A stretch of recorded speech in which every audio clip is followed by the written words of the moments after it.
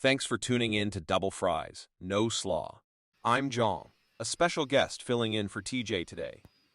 Over the past 24 hours, we've heard from several different media members saying that FSU's Board of Trustees were just making a show during their recent trustee meeting, and that the grant of rights would still prevent us from exiting the conference.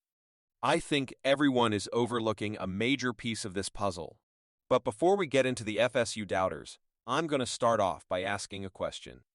And I'm going to come back to this question a few times today to see if your answer changes. Between Disney, ESPN, and FSU, who really has the leverage? As a reminder, FSU's exit fee to leave the ACC conference would be roughly $120 million, and the ESPN grant of rights are estimated to be worth somewhere between $300 and $600 million. Now think about what I just said for a moment, and I'm going to say it again. I said the ACC owns the conference exit fee, meaning the ACC owns the $120 million portion. And then I said ESPN owns the grant of rights, meaning ESPN owns the $300 to $600 million portion. This is a very important distinction to keep in mind. Now we get into what these experts said. ESPN's David Hale posted, "The GOR won't stop them from leaving. All the money they'd lose because of the GOR will."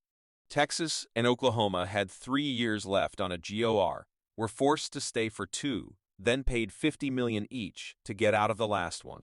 FSU has 13 years left. Believe the fantasy all you want. Then ESPN's Pete Thamel went on SportsCenter and said, "The problem is they have nowhere to go. There is a legal thicket they'd have to go through in order to go to another league. Another league is not going to invite them until they get through that thicket." So based on all this, again, I pose the question between Disney, ESPN, and FSU. Who really has the leverage? But before you answer, I want you to think about something. What type of business is Disney and ESPN in? What type of business is theme parks, movies, and sports? It's the entertainment business. They are not selling a commodity like food or gas or building materials. They are selling entertainment. And entertainment is usually the first to go when the budget gets tight and the easiest to find replacements for. So why do I mention this? Well, let's talk about FSU for a minute. How many alumni does FSU have? Around 400,000. How many fans watch FSU football? Well over 2 million per game. How many fans watch FSU men's and ladies basketball, or men's baseball, or ladies softball, or ladies soccer? Close to another million. Where do most of them live? Most live in and around the state of Florida. How passionate are those fans about their FSU sports?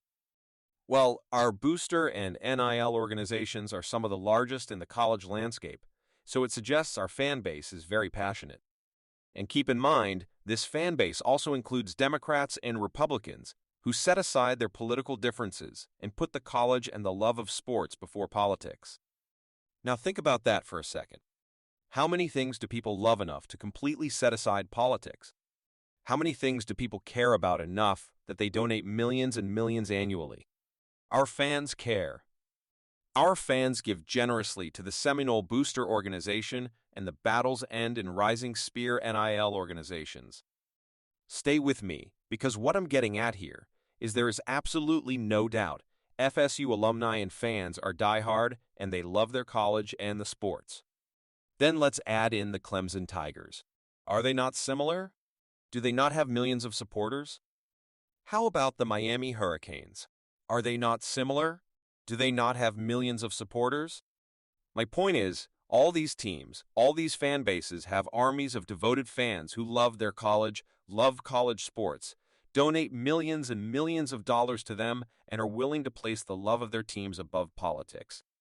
So, to David Hale and Pete Thamel and the rest of you at home watching this right now, I ask you, what would happen if an entertainment business, like Disney and ESPN, a business being funded by a lot of discretionary income, much of it coming from people within the state of Florida, decided to engage in a long, drawn-out legal war against us and those other teams who want out? It would be highly publicized. You would hear about it every day. It would go on for months and months. Would that long, drawn-out legal fight with Disney and ESPN impact how those fans view that entertainment company? I think it would. Would it draw the attention of state politicians and the governor of the state? I think it would. Would the fight be covered on national news? I think it would. How would all those tens of millions of fans feel if they perceived Disney and ESPN to be leading the effort to trap their beloved sports teams and student athletes in an inferior sports league that was guaranteed to make them uncompetitive? How would they feel if Disney or ESPN hamstrung the program with a $300 to $600 million debt that made them completely uncompetitive for the next several decades? Would those fans stop going to their theme parks? I think they would. Would those fans stop subscribing to Disney Plus? How about ESPN Plus? I think they would. Would those fans stop buying their merchandise? I think they would. My point, this scorched earth scenario that David Hale and Pete Thamel are presenting would end up costing Disney and ESPN far more money, because if FSU, Clemson, Miami, and others are going to have to go to war with them to leave the conference, it will be fought in a political landscape. It will be long. It will be public.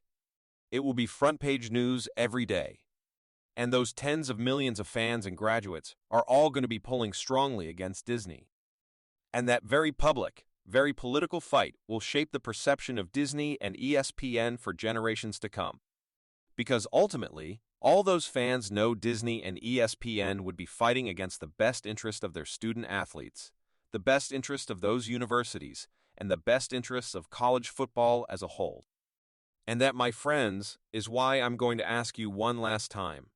Between Disney, ESPN, FSU, and all the other teams who want out, who really has the leverage? In closing, my misguided but good friend ESPN's very own David Hale posed the following question recently: how does FSU get out of the grant of rights? My answer to his question is what I've laid out above. Have nothing to lose and be willing to fight them as publicly and loudly as possible. I will repeat that again. We have nothing to lose. Disney and ESPN will work with us and be fair, or we are going to take their asses down. We will fight them publicly, and we will make sure all our fan bases are active in the fight.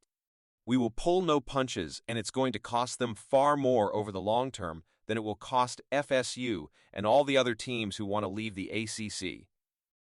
Of course, ESPN can avoid all this fight by allowing these teams into the SEC, where the grant of rights would still be owned by ESPN and moved over without costing anything or negotiating a fair exit to all parties if the Big Ten comes with a much better offer.